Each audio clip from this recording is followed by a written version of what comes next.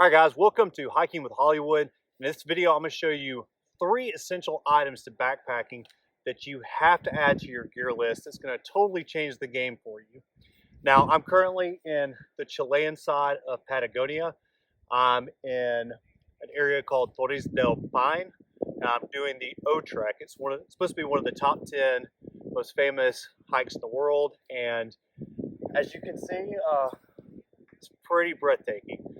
I have a lot of other people that are hiking the trail at the same time, and so one of the things I've noticed is there's a lot of novice backpackers out on the trail.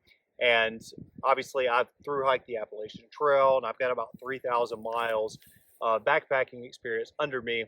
And so I just wanted to share, mainly for some of the novices out there, or people getting into backpacking, some of the essential items that you're going to need for long-term and long-distance backpacking, things that maybe you don't know about yet, but you're quickly going to learn, and things that's just going to make your life a lot easier. Now, keep in mind, I was in the same boat 4 years ago.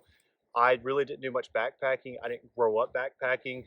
It was something I got into when I was in my 30s, and these were items that I wish I would have had to get started with, but I didn't realize until I actually started doing a lot of long-term backpacking. So let's start first with item number 1, trekking poles. Now, most people think of trekking poles as something that older people use. I've heard that a lot, like, oh, I don't need trekking poles.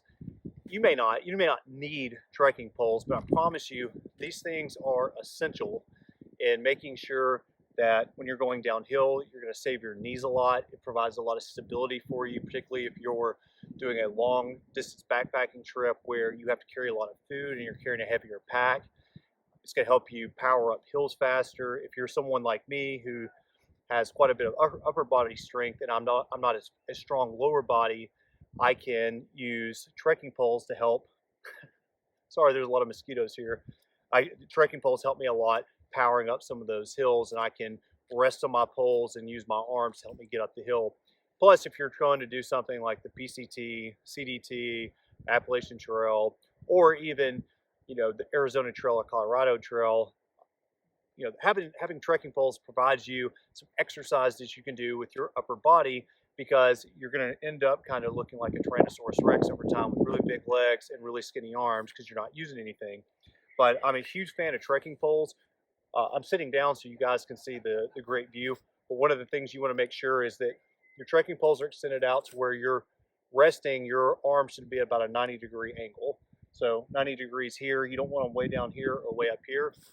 You can allow them to come up a little bit, down a little bit. You're going to extend them out more while going downhill, and you can shorten them a little bit while going uphill, which will help. But guys, I promise you, adding trekking poles is a complete game changer. It's like having 4 limbs instead of just 2. All right, next, most people who get into hiking start using hiking boots. I know I sure did. And one of the things I learned on the AT, or the Appalachian Trail, very quickly was what a great benefit trail runners are. Now, there's a lot of added benefits using trail runners over hiking boots. First off, I'll tell you about hiking boots. If I was going to just do a day hike where I was going to be doing, especially mountain climbing, I would still consider wearing a pair of hiking boots for a one-day trip, particularly if it's going to be wet that day and they're waterproof boots and stuff. Matching those with the waterproof socks, you're going to ensure your feet aren't going to get wet. And for one day, it's wonderful. Now, if you're doing backpacking versus hiking, where you're going to be doing multiple days, I strongly recommend looking at getting trail runners. Now, I currently wear the Olympus Force is what I have. Now, I hike the Appalachian Trail with a combination of the Hoka Speed Goats and the Hoka ATR Stinson 6s, or the Stinson ATR 6s. And one of the things I did not like about Hoka was when I got finished, I felt like my feet got kind of weak, because I didn't, and this part of the problem with me too, I didn't really stretch out my feet a lot and stuff, and they were a little too cushioned. So I have switched to Ultras now. These have a little bit less cushion than any of the Hokas do, and the wide foot box is something I really like. But in terms of having trail runners, one thing that's great about trail runners, are more comfortable. Your foot speed's going to increase. I feel like your blisters are going to decrease significantly. One of the great things also about trail runners is these dry really quickly. Now, I do not recommend getting anything with Vortex unless, again, you're doing like a day, like legitimately trail running, or you only do like day trips. But one of the advantages of having a regular trail runner is they breathe very well, so your feet don't get as sweaty. So if you have a Gore-Tex shoe or boot, your foot is going to sweat a lot, and so multiple days with sweaty feet is going to equal a ton of blisters. Having these, even if your shoes do get wet, sit them out in the sun, and these will dry in a couple of hours, versus boots may take 6, 8, a full day, 6, 8 hours or a full day to actually completely dry out, versus these, again, a couple of hours.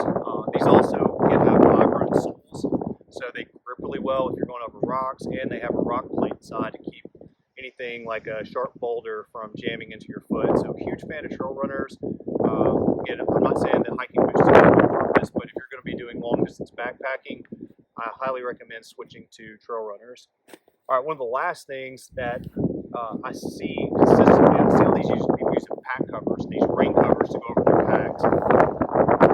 Guys, I think they're just, I think it's just one of those accessories that the pack companies came up with to sell you extra stuff. And I know they keep your pack dry, but to me, they're a horrible option on actually keeping your stuff dry versus how difficult they are to have on there. I mean, they blow everywhere, they're noisy.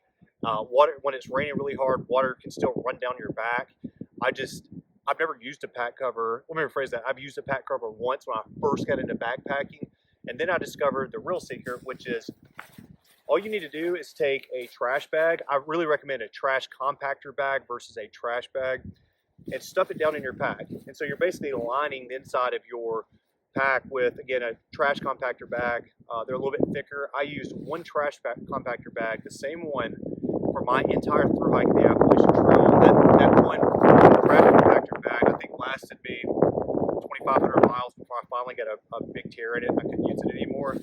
So what you do is you just take all of your stuff. Don't worry about stuff sacks and dry bags. And I mean, you can use dry bags and stuff to keep some of your stuff that you know will be pulling in and out of your clothes is like a double protection. But anything you stuff down in that trash compactor bag, all you're gonna do is stuff all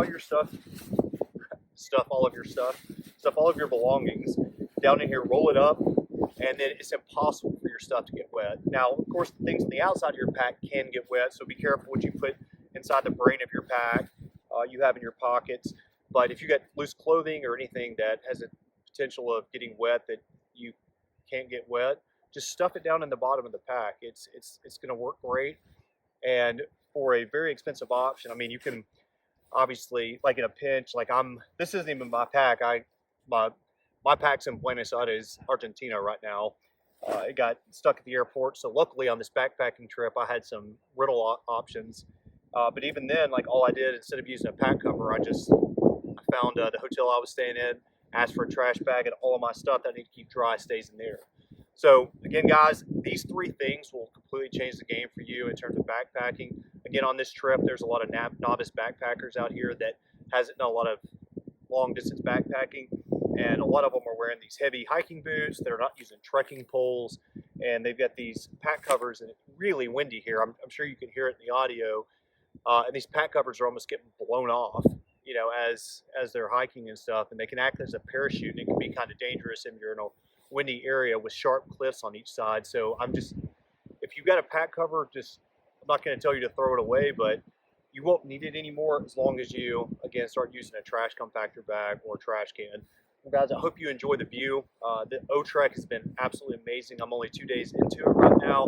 I will be posting a video of the O-Trek when I get finished, and it'll be O-Trek in 10 minutes, just in case you're wondering. But for all the other hiking videos and advice, please ask questions if you have any. And, well, happy trails. Hike on.